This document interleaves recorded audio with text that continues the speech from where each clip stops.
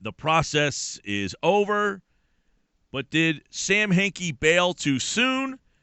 Did he have a right to do what he did? Did he handle it the right way? There's so many ways we can go about this, John, and a lot of people are left scratching their heads still.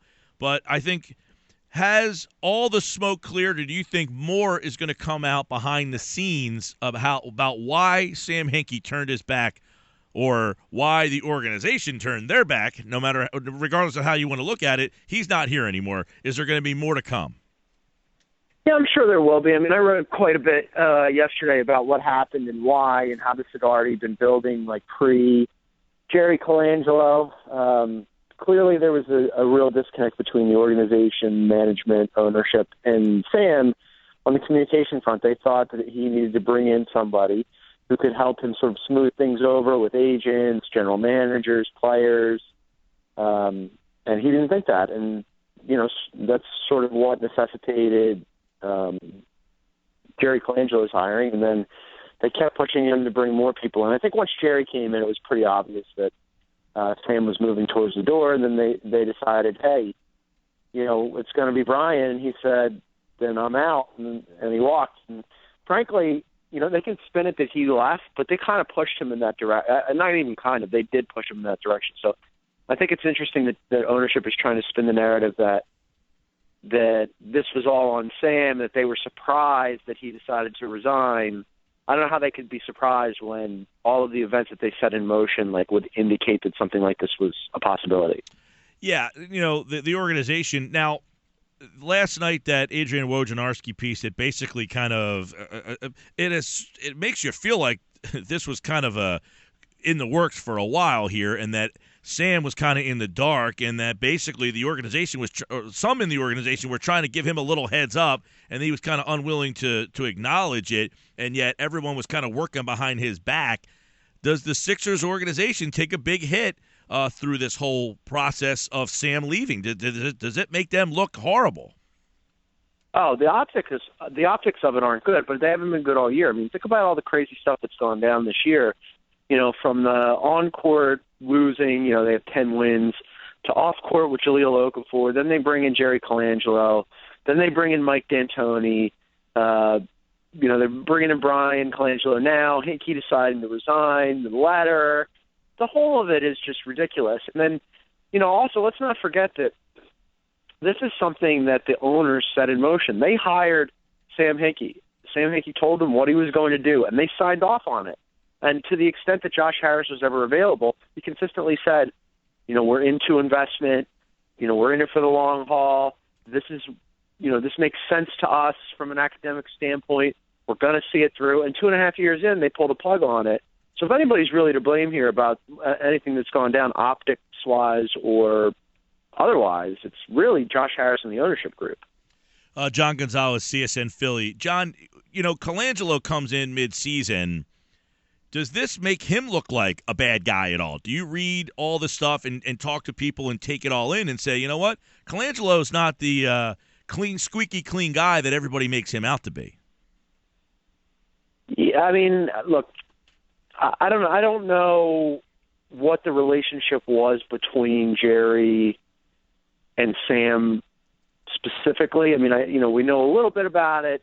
They seem to be cordial. They seem to be working together, but clearly, Jerry Colangelo wasn't going to come out of retirement in his mid-70s to just be, a gopher for Sam Hinkie. So the minute that they brought him in, that was going to create tension, and whether or not Jerry Colangelo helped push Sam out the door or not, the fact that they brought in Jerry Colangelo pretty much signaled that, that wasn't going to be a tenable situation. Now, if you look at what happened yesterday or Wednesday night, him walking out, Colangelo's here, do you question how Colangelo got here again? Do you look back at that and wonder, did Colangelo look from afar and say, you know what, this guy's doing a really good job. I like what's going on here. I think I can get in there and take this thing over. He's already done all the legwork. I'll just swoop right in and be like, hey, look what I got. I mean, do you look back and wonder if the way Colangelo got here is a little different than it's been portrayed, which has been multiple different ways?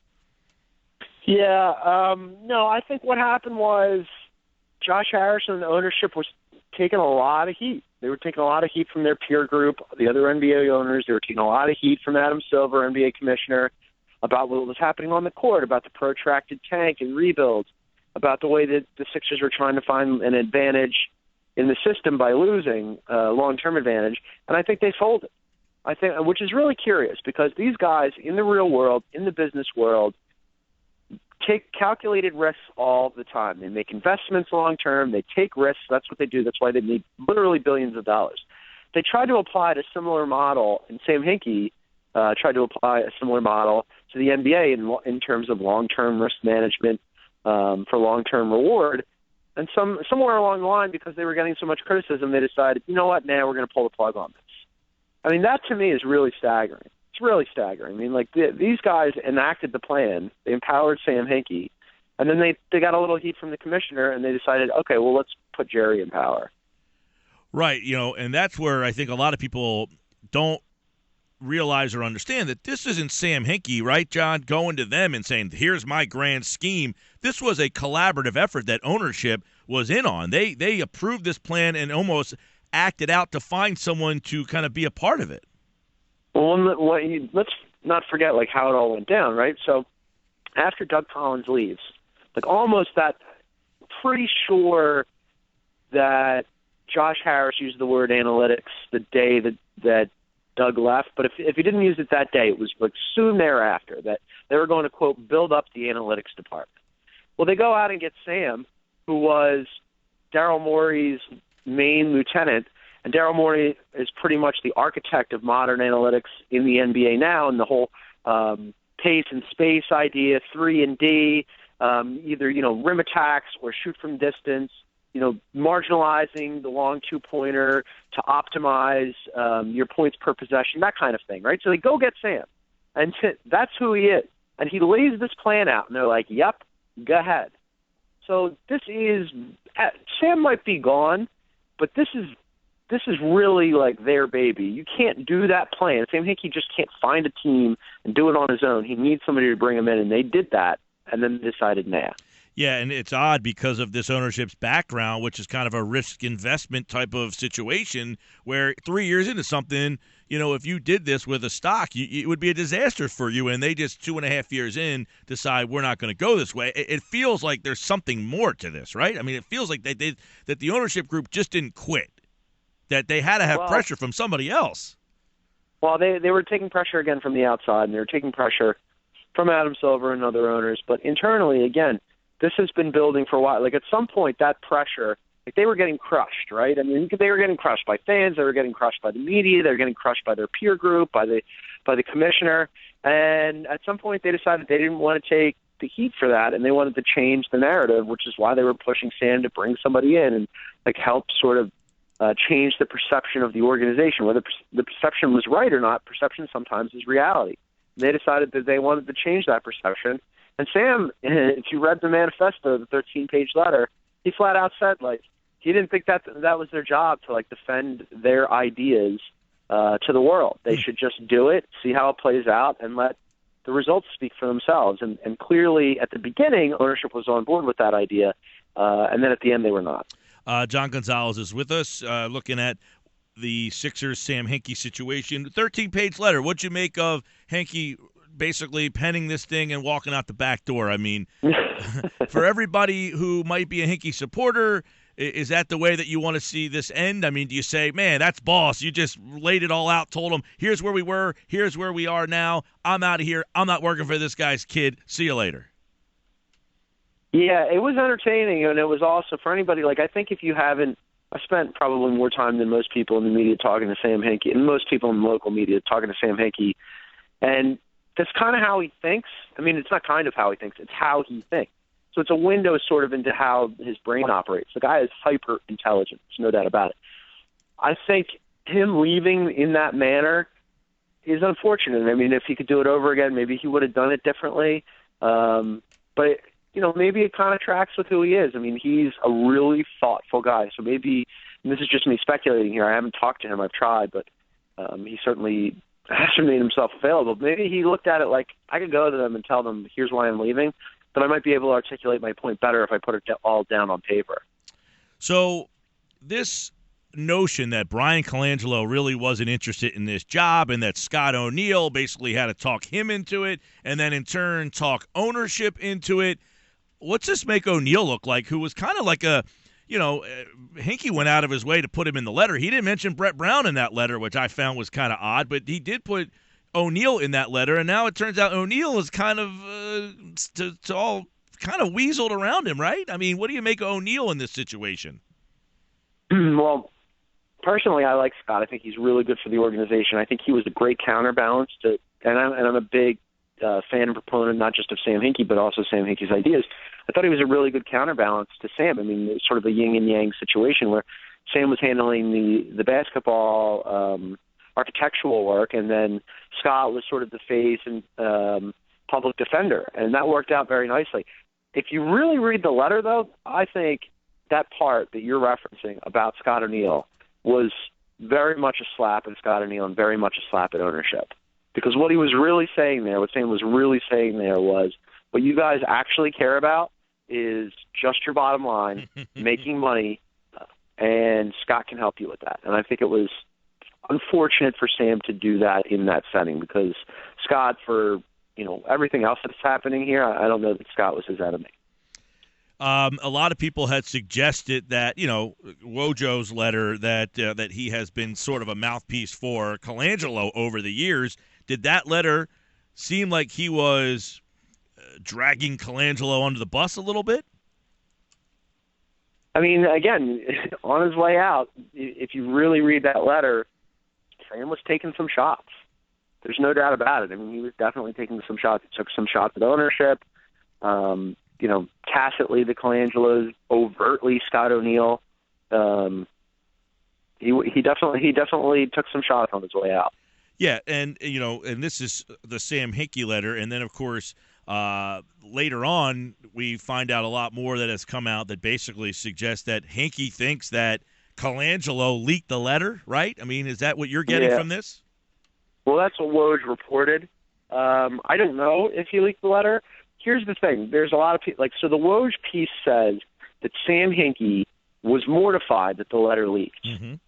Sam is far, far, far, far too bright. I think he might have been, maybe he's in retrospect, and again, this is me speculating, maybe in retrospect he's sort of mortified by the reaction or by the people parsing it or whatever, but Sam is far too intelligent to think that he could send a letter that's 13 pages to 12 owners in an era where everything leaks all the time without question. Right. In a never-ending 24-hour media cycle with all the media and social media at everybody's disposal. Too bright to believe that wouldn't get out. I think that he knew eventually people would read that. Think Sam Hinkie made a mistake here? Should he played the role of Howie Roseman, gone down the hallway, let somebody else try, see if they failed or not? That's a great question. I've sort of toyed with this and struggled with it myself over the last couple of days. I don't know how I would react. How would you react? I mean, if this is your baby and you had set this up, and not only did they bring in Jerry of usurp your authority, now they're bringing in another guy who's going to be on your level, who's going to be doing a lot of the dealing with agents, free agents, general managers. Go, look, man, I did what I was commissioned to do. I think I did a good job. History will decide. Do you stay and just eat it? I mean, they're shoveling, they're pushing you to the side. Are you just going to suck it up? I don't know. I might have walked too. So much to just. I've heard many people indicate that Colangelo is setting up to buy the team. You buy that at all? Oh, I have no idea. I haven't. Who knows? I mean, at this point, nothing would surprise me. They've said that they were on board with the rebuild, and look, when they hired Jerry, Josh Harris flat out said, I don't expect radical changes. Well, you just hired Jerry moments ago. That's pretty radical.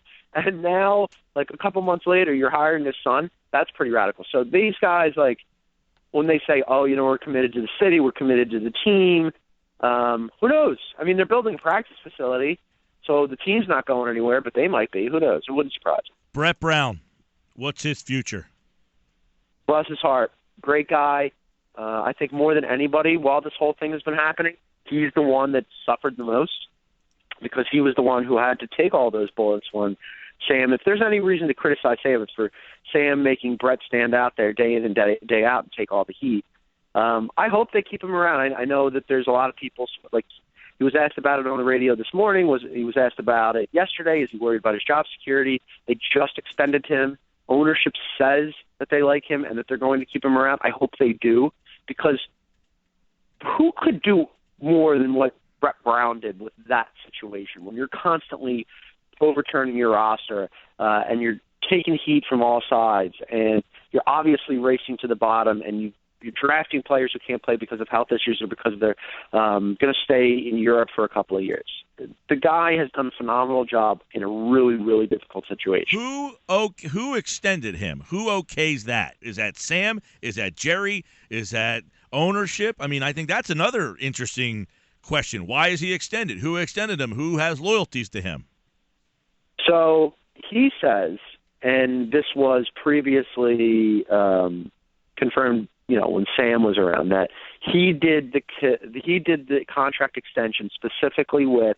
He went into ownership and he talked to Joshua Harris and he talked to David Blitzer, and those two guys were the ones who extended him. And it doesn't get any higher. Those are the main two guys in ownership. So if they are to be believed, if they are the ones who okayed it, did the deal with Brett says they did, then he should be fine in theory. But with these two guys, we've seen how quickly they oscillate in opinion and what they think and how they're going to move forward with the organization. So if they did an about-face and threw Brett under the bus, also that would not surprise me, but I hope that does not happen. Yeah, John Gonzalez, how will Sam Hinkie be remembered? Will he get credit if this thing works? Will he just be a side note in Sixers' futility? How will he be remembered? I think he's going to be remembered exactly as people think of him now. The pro process people will think that he did a fantastic job, and I'm one of them. I think that he did a fantastic job setting the Sixers up for this offseason. They have more to work with than the organization has ever had to work with. Brett Brown just said that yesterday. They're going to have the highest percent chance of getting the first pick in NBA history, the highest percent chance of getting 2 top 5 picks in NBA history. Not to mention that Joel Embiid could be back next year. Dario Saric might come over. I mean, things are looking up. So I think the pro process people are going to look at him and go, he did a good job. He got a raw deal. And the anti-process people are going to think that the whole thing was a game. And we're going to keep talking about this forever, buddy. This is going to be years into the future. Anything goes well, the anti-process people are going to say it was Colangelo, and the pros are going to say that it was Hinkie. No doubt. Last thought here. In your opinion, is Brian Colangelo, if they opened up a search, would he be at the top of the list? Is he the best candidate, or is this a more desirable job with what they have than to just hand it to Angelo?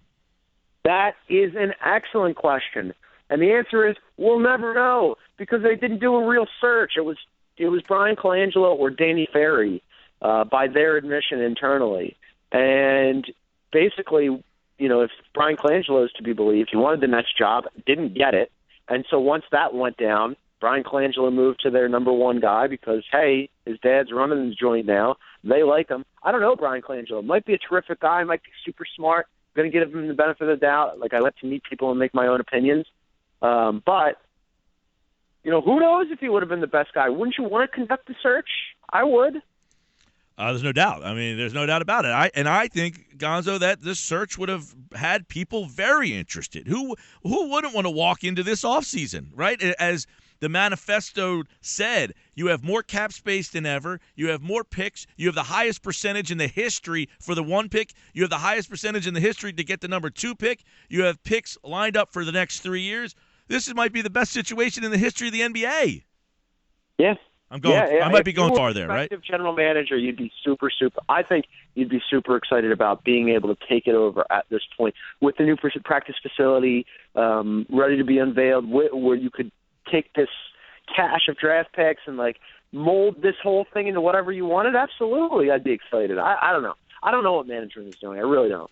At Gonzo CSN, a lot of great commentary over at CSNPhilly.com from John. Thanks, John. All right, brother.